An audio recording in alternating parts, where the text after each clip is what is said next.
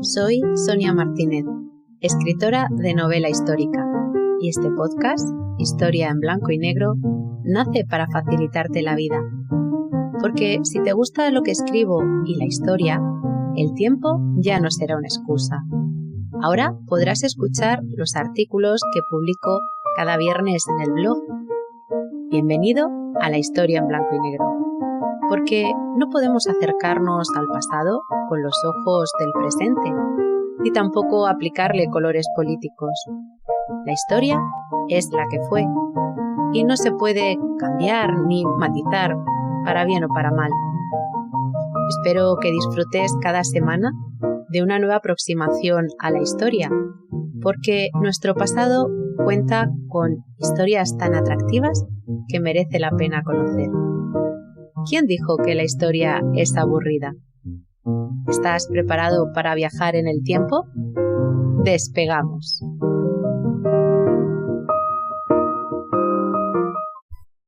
Capítulo 15.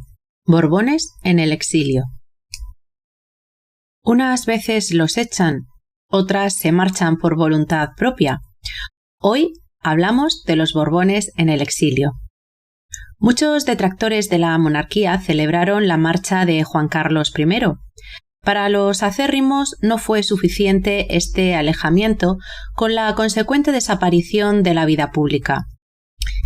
De cualquier modo, lo importante es que ha hecho algo que ya hicieron otros Borbones que llegaron antes que él.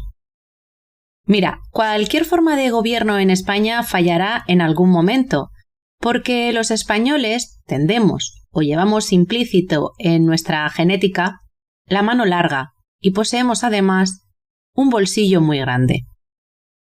Eso lo vemos en política también, pero lo normalizamos un poco, quizá por la costumbre. Y de la única manera que somos capaces de demostrar nuestro descontento es con el voto de castigo. Si nos roba a la derecha, votamos a la izquierda, y si es esta, pues damos el voto a la otra. La única diferencia es que a los políticos los votamos, los elegimos nosotros, y a los reyes no, sino que nos vienen impuestos.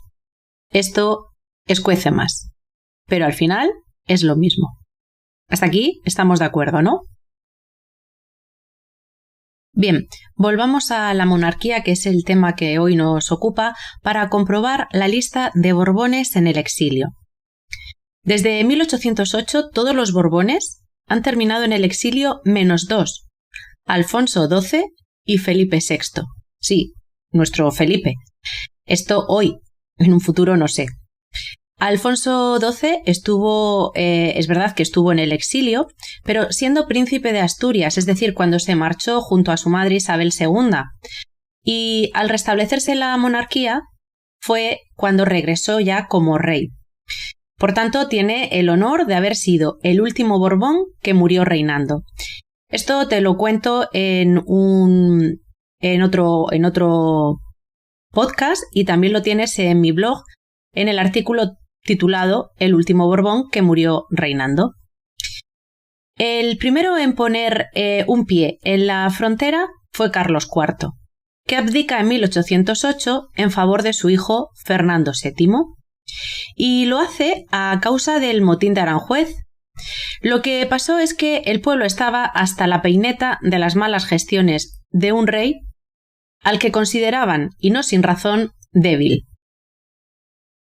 Un rey entregado al ocio y a la caza, que al final había confiado todo su gobierno en Manuel Godoy, su favorito, y sobre todo el favorito de la reina María Luisa de Parma. El motín fue una protesta por la política de su primer ministro Godoy, y se resuelve con este preso y con el rey en el exilio y obligado a abdicar. Pero este malestar ya venía de lejos. Un año antes había tenido lugar la Conjura del Escorial, que no fue más que un intento fallido de sustituir a Carlos IV por su hijo Fernando VII, a quien veían como el salvador de la situación en la que se encontraba el país. Tuvieron que pasar los años para darse cuenta de que más vale malo conocido que peor por conocer. Al final, Fernando VII subió al trono apoyado por quienes derribaron a su padre, incluido él mismo. Como ves, en el mundo del trono se impone la corona al corazón. Más tarde, y ya en nuestra época, Juan Carlos I hizo algo parecido al saltarse a su padre en la línea de sucesión, y Felipe VI adelantó por la derecha al suyo, pero ya llegaremos. Sigamos el orden cronológico que nos perdemos. Esta, la de Carlos y Fernando, fue la primera vez en la historia que un rey abdica forzado por parte de la aristocracia y del propio heredero. Lo sé, la música vuelve a sonarnos familiar, pero como te digo, ellos fueron los pioneros. Llegamos a Fernando VII, que tras la abdicación de su padre en marzo, estuvo en el trono hasta mayo. Y es que lo de estos dos es de traca. No había quedado muy claro el motivo de la abdicación de su padre y si él había seguido las pautas correspondientes para sentarse en el trono. Ahí el pueblo tenía sus dudas. Por otro lado, Napoleón no reconoció como rey a Fernando VII y este no tuvo pudor en vender la corona. Todo por dinero y comodidad. Se empezó entonces una campaña propagandística por parte de sus partidarios para lavar la imagen del rey y presentarlo como inocente, culpando a Napoleón y a Godoy, que Napoleón ya lo había sacado de prisión, para regresar a Fernando VII como monarca. El resultado es que el pueblo, engañado de verdad, no como querían hacer creer que habían engañado al rey, pidió su regreso y de ahí que se le conozca también como el deseado. Ya van 2 Borbones en el exilio. La siguiente reina que se marchó fue la última esposa de Fernando VII, María Cristina de Borbón, que le gustaba el poder y el dinero más que a ninguno de los Borbones. A ella la menciono pese a que fue consorte porque tras la muerte del rey se convirtió en regente hasta que su hija Isabel subió al trono. Bueno, en realidad la echaron antes y Espartero tomó el relevo en la regencia. De cualquier modo, podemos sumarla a esa lista de reyes borbones exiliados. También lo fue su hija Isabel II. A esta fue la revolución conocida como la Gloriosa, la que la mandó al exilio cuando se encontraba de vacaciones en el norte. Esta revolución fue el desencadenante de una concatenación de hechos de los que gran parte de culpa tuvo su madre, la que ya se había ido, recordad, María Cristina de Borbón. Pero era tal la influencia que ejercía sobre su hija y lo que le gustaba, como ya os he dicho, el dinero y el poder, que terminó por fastidiar el reinado de Isabel II, la de los tristes destinos, como la llamó Galdós. Esta reina fue una víctima más de su madre, tanto en lo personal como en lo político. Por supuesto, no hay que quitarle méritos, porque también se encargó de cometer sus propios errores y nunca supo admitirlos, así que a la frontera. Llega entonces su hijo, Alfonso XII. Este es el caso excepcional, pues pese a haber vivido en el exilio con su madre, fue el último Borbón que murió reinando, y eso fue en 1885. Estuvo muy poquito tiempo, porque murió con apenas 28 años. Y luego vino su hijo, Alfonso XIII. Este Alfonso nació rey, pues fue hijo póstumo del XII, y al igual que al resto de Borbones, le pirraba el dinero. Ay, lo que le gustaba. Este rey hizo méritos propios para terminar con el pie y el cuerpo entero en la frontera.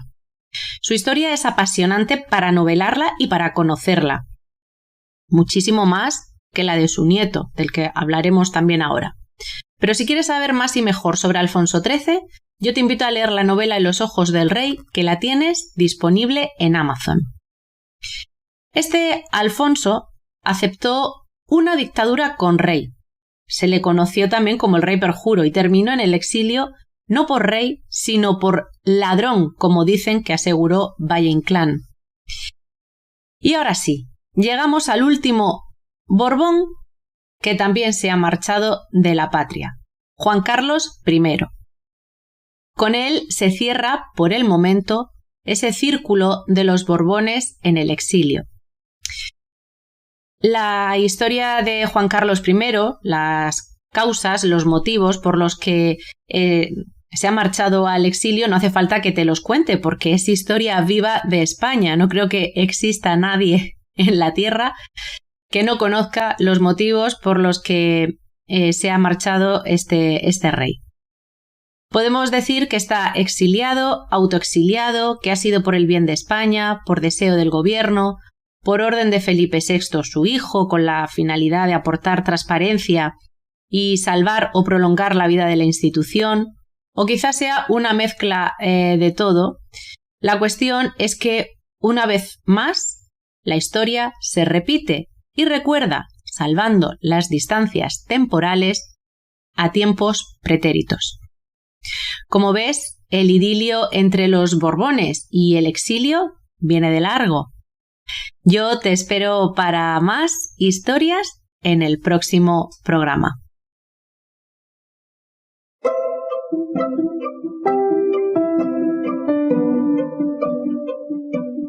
Gracias una semana más por acompañarme al otro lado. Recuerda compartir para poder ayudarme con la continuidad de este podcast. Y como siempre, te espero en el próximo paseo por la historia.